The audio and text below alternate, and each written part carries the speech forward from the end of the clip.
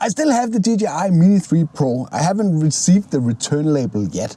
So I thought it would be an excellent opportunity to give you a walkthrough of the DJI Fly app and what settings that I'm using when I'm out flying with this little wonder of a drone.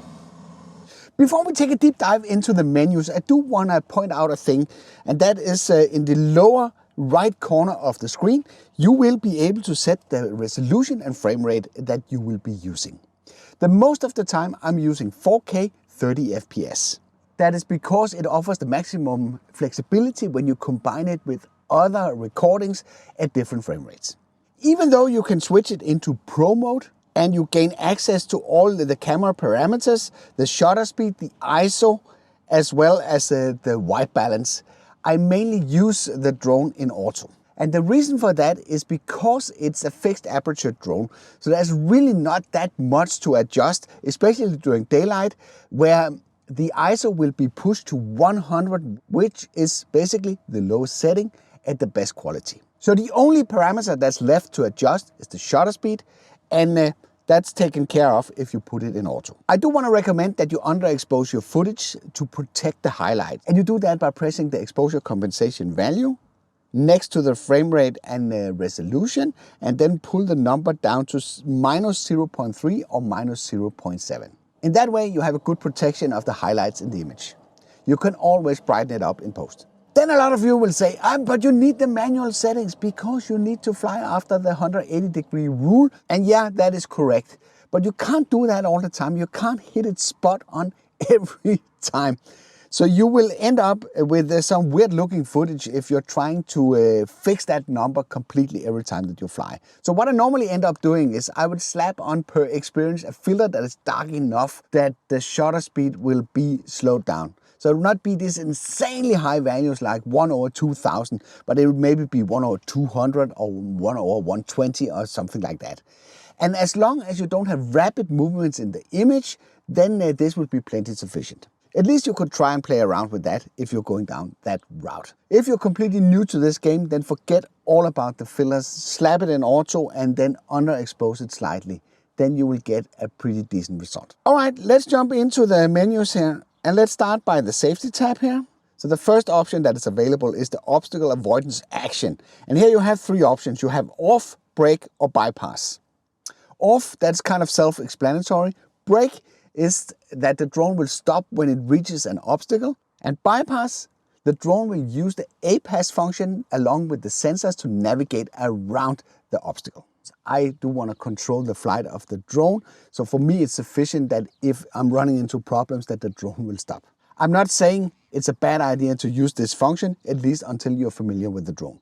If you enable it, you would see that you get the option that you can disable sideways flight, meaning that you can simply fly in one direction, pushing the drone over side will no longer be possible. The drone will then take care of flying around the obstacle. The bypass feature is super nice, but I rarely use it, so I often leave it in brake. Next, you have the display radar map. When that is enabled, real-time obstacle detection radar map will be displayed. I normally leave that on because I do want to get a warning every time that I'm getting close to an obstacle. Then we're getting to two really important parameters that you want to get under your control. And that is the flight protection, the max altitude and the max distance. The max altitude, I put that to 120 meters because that's determined by legislation. The max distance is right now set to 4 kilometers, which is way beyond visual line of sight.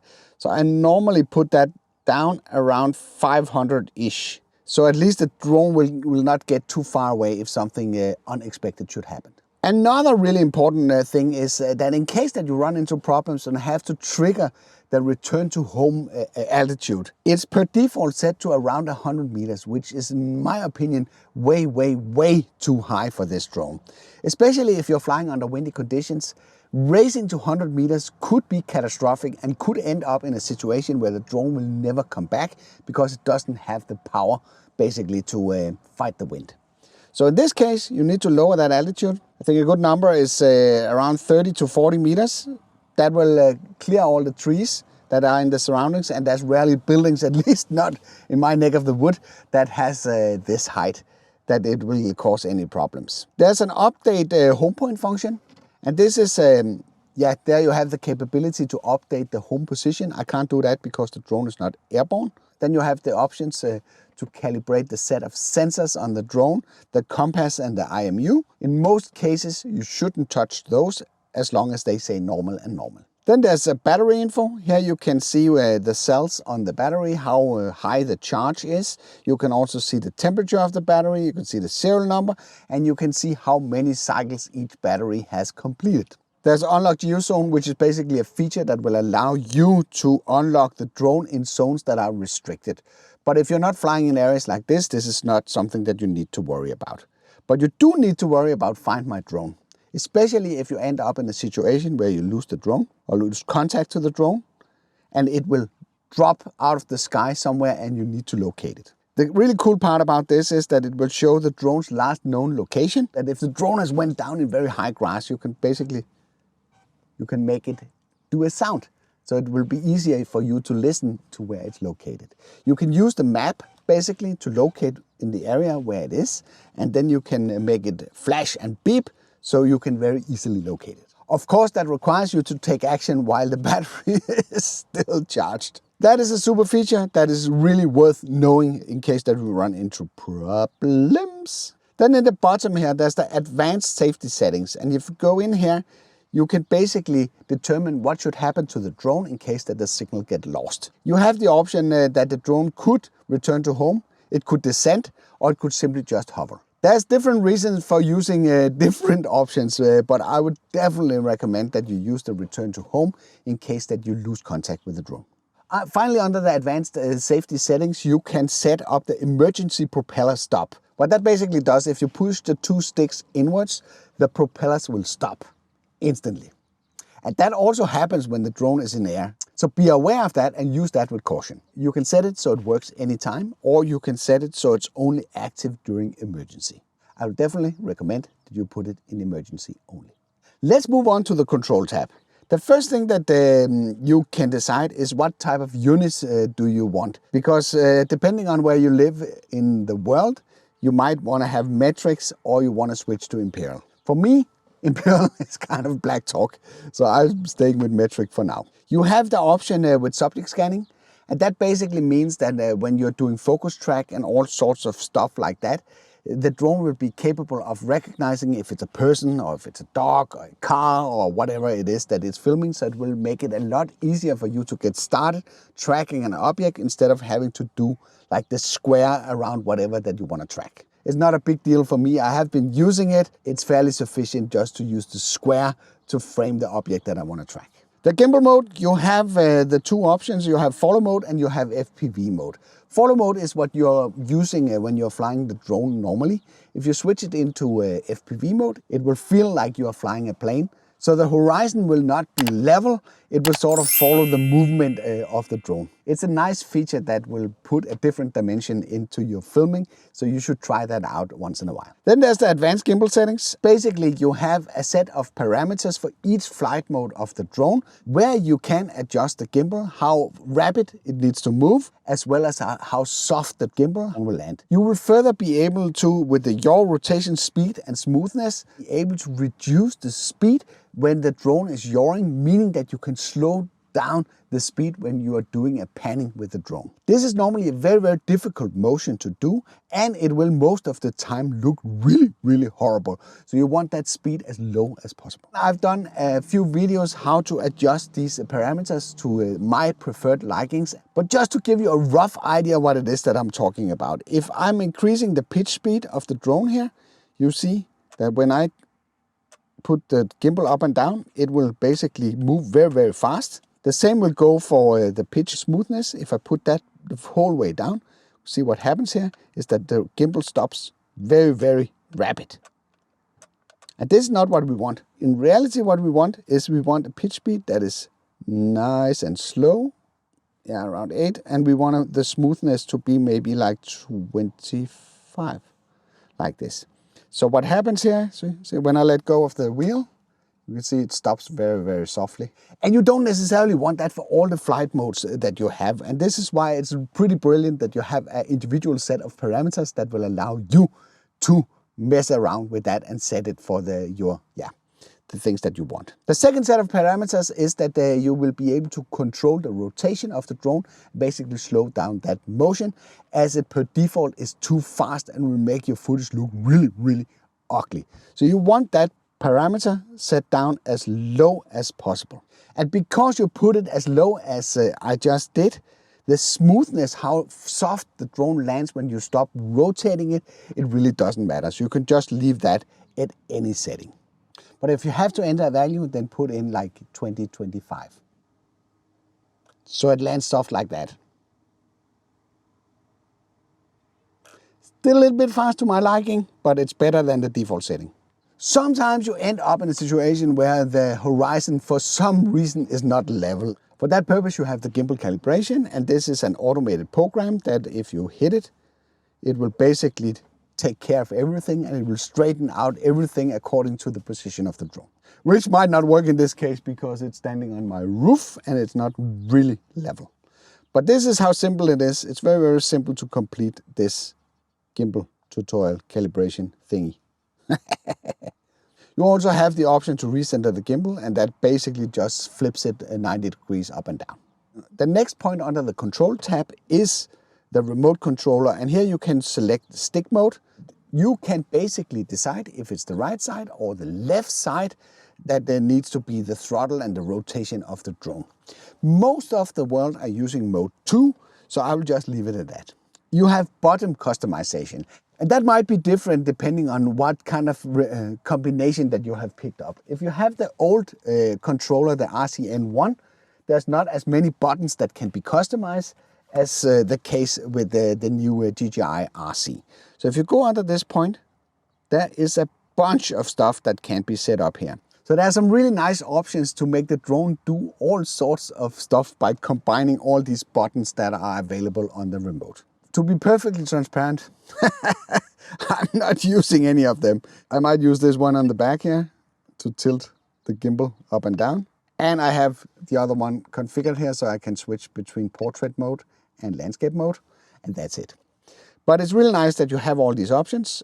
And if everything gets messed up and you want to get back, you can simply just press the reset button here, and then you are getting back to the default settings. There's an option to do RC calibration. Sometimes you end up in a situation, especially the old controller was pretty bad at starting to beep at one time, driving you absolutely insane. This is the point that you need to go to calibrate the sticks on the controller so it stops beeping.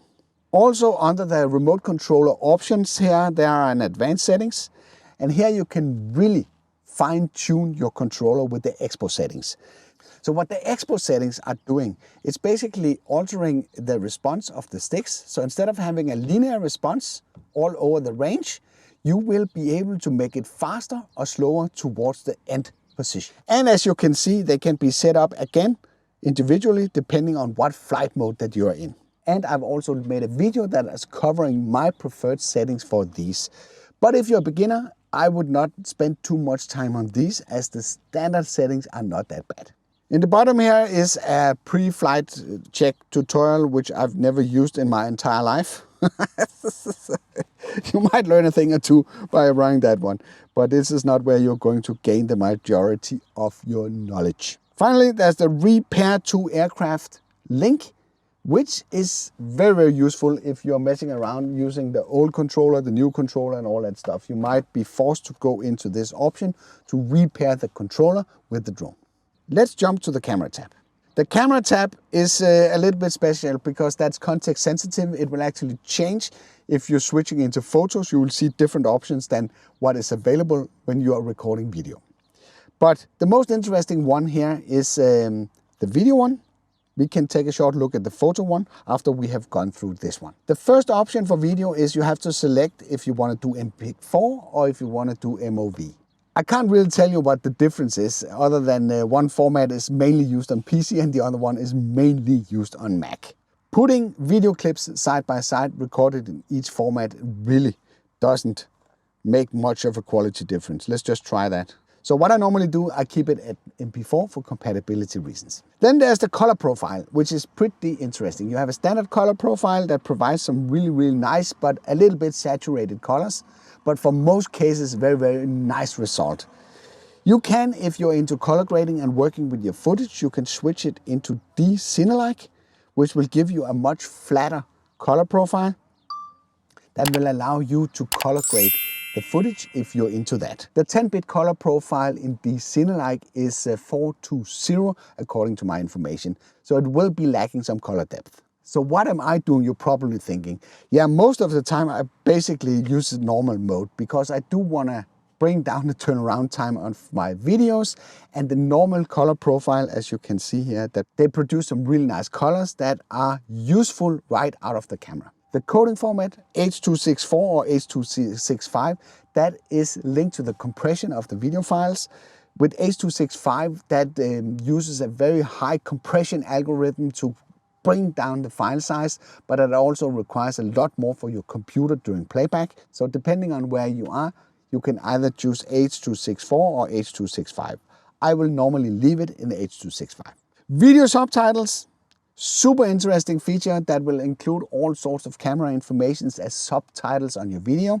You need to use third-party software like VLC to be able to enable the subtitles to see what error is stored on the file. As it doesn't show default on a video, it doesn't hurt to include that in case you want to study some conditions about your recordings later on. There's a general section under the camera tab where there are some really useful functions. There's an anti-flicker function if you're flying around artificial light. It is possible to compensate for the flickering of the light when you're filming, and I normally leave that on auto because the drone is pretty good at detecting what it needs to do. Now we are getting to some of the juicy stuff that will really help you nail the exposure when you're out flying, and that is the histogram. If I enable the histogram, what you will see is I get this little chart here on the screen that will allow me to see how well everything is exposed. If I go in here and I artificially overexpose the image here, you can see that the chart is moving. Everything is being sort of pushed to the right side of the chart. And that will kind of indicate to me that everything is overexposed. You can do the same thing on the other side. So what you would see now is that everything goes to the left side of the chart.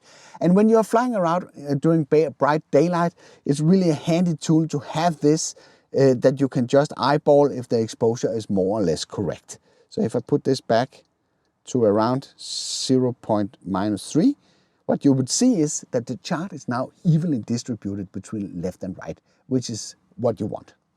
Exposure is one of the most important things that you need to handle when you're out filming. And even though you have everything nailed through the histogram, you might run into issues that areas of the footage is blown out. What do I mean about blown out? You probably heard that term before. That basically means that the footage is in a state where all the information that you see is lost. And what you can do there is you can use this option that's called overexposure warning. And basically that introduces zebra stripes on the screen. These zebra stripes will show you areas that are overexposed. So again, if I push this up, you can see the brighter the image get, the more zebra stripes I get. And this will show me that the sky is completely blown out and will likely give me problems when I'm trying to edit this afterward. What you're trying to strive towards is to minimize the amount of zebra stripes. And that's also why I recommend that you underexpose the footage a bit, as the average setting for the drone is an average. So it doesn't take into account that tiny areas of the image is overexposed. Let's just do a recording here where it's underexposed. And I will do another one here where we pull it up to +1. Then I can put these two recordings next to each other so you can see the difference. It's very, very important to protect your highlights. If you're going to take something away from this video, protecting your highlights is one of them. Of course, you have situations where you're filming up against the sun. This one, you will never be able to remove the zebra stripes on top of that. That's simply a too powerful light source. Then you probably noticed that I jumped one, and that is the peaking level. And for those of you that have had mirrorless cameras would know what this is, but this is actually a nice feature if you are going to use a manual focus. So, because when you're using manual focus, it's very, very hard to see on a screen like this which part of the image is in focus. So if I press on the autofocus button and push it into manual focus, you can see I can determine which part of the image is in focus. and those are highlighted with red. So right now, if I pull it down like this, you would see that the trees here in the foreground, those are the ones in focus. It looks pretty cool, but it's only on the UI you will see this and not on the video that you are recording. You can set the sensitivity of the peak level between low, normal and high. Then we have something interesting here, because when you're flying around, you might want to have something in the center of the frame, or you might want to apply to the rule of third to get your composition right. So DJI has included some tools that will help you do that. There's a crosshair that will help you center the image. So when you're trying to do a manual orbit around something, that you can keep this in the center of the cross. There's also a rule of third grid that divides the screen into 9 equally sized squares. I could do a whole separate video about compositions, but the intersections of the rule of third grid, this is basically where you want your subjects to be, as this will produce the best result. There's also a dot or a cross that you can put in the center. Then there is the white balance, and of course you have the auto setting where you leave the drone in a position where it can determine what is the white balance of your image. The risk of leaving it in auto is that it will change during flight, and when you're going to present the images later, you will have a different color temperature depending on the light conditions when you were filming. A good thing here is that you can switch it into manual and then simply set it on a fixed value. That means that the temperature of the image will be the same during the video. Let me just show you. So you can actually see it here. You can see here, so I can push the color temperature down to 2000 maybe, then it's all blue. And if I push it up to the other side here, it's 10,000, it's all warm. A nice hack here is that you use the auto function of the drone to determine what is the right level of the white balance. And then you simply just switch it into manual, and then you stick at that value. You have a section where you can manage the storage. There's both internal and external storage options here on the drone. You can basically switch between these two, and then you can format the storage location accordingly. Finally, there's a USB mode energy saving option that will allow you to disable image transmission whenever the drone is connected to a computer through the USB port. I see no reason why this shouldn't be enabled. Then there's caching when recording, which is a super nice feature that will present you with a low resolution image or video file of whatever that you have recorded, so you can easily and very fast preview what it is that you have been recording. I normally run it at 2 GB, which is sufficient, but of course you can crank it up to a higher number in case that you need that. Finally, there is a reset camera parameters, which is nice if you're getting into a situation where you're going to mess everything up. But I don't think it is that complicated, so it's a little bit redundant, this version. As I said, the camera menu is context sensitive, so if I go out here and I switch it into photo mode and I jump back in again, you can see that the menu has changed. A lot of it is the same. It's basically the photo menu that previously said camera here that has changed. The only thing you can change here is the image format. Should it be 4:3 or should it be 16:9? I would always recommend to use 4:3 because the 16:9 is basically a cropped version of the 4:3. So to offer you the most flexibility in post when you're editing your photos or cutting and cropping them, then you should go for the 4:3 format. The transmission tab, we can't do much there. Just make sure that it's in dual band, so the drone can switch between 2.4 and 5.8 gigahertz in case that it needs to do that. You can always check if there is trouble in the bubble that you are flying by looking at this chart here below. But if everything is green and low, you are perfectly fine here. I do not recommend that you switch it manually into 2.4 or 5.8, as this is the fallback solution for the drone in case that it runs into signal interference issues, that it can switch the frequency band to either 5.8 or 2.4. Then there's the About section that contains all the basic information about the drone, including the name, Wi-Fi name, the model of the drone, the firmware version, and the Fly Safe database, There's also the app version that you're running right now, and battery serial number, all the basic stuff that you need in case that you want to report something about your drone to DJI. One thing that I want to show you is there is actually a quick access menu to some of the stuff that is buried into the menus. If you press at the text here where it says takeoff permitted, you gain access to a menu that will give you like a pre-flight check where it says right now the aircraft is not in flight, No, it's standing on the roof, the top of the roof. But you gain fast access to the return to home altitude, the max altitude and the max distance. So in case you need to change those very rapidly, you don't need to dig around inside the menus to do that. You also get fast access to formatting both storage locations, which could be handy in case that you run out of space and you need to clear some, inventory. This is basically the setup that I have been using over the last 2-3 months in the company of the DJI Mini 3 Pro. And many of you have asked, now the drone is going back. I haven't received a return label yet, so this is why I still have the drone, is if I'm going to buy one for myself. And I'm pretty sure that I'm buying one. But as long as I have this one at my disposal, I don't know if it's called that.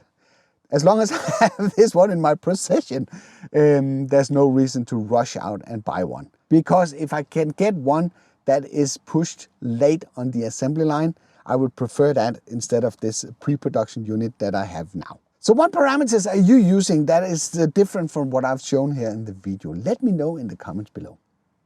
I hope you liked this video. If you did, then feel free to give it a like. If you didn't like it, feel free to press the dislike button twice. Thank you for watching, and I'll be seeing you around.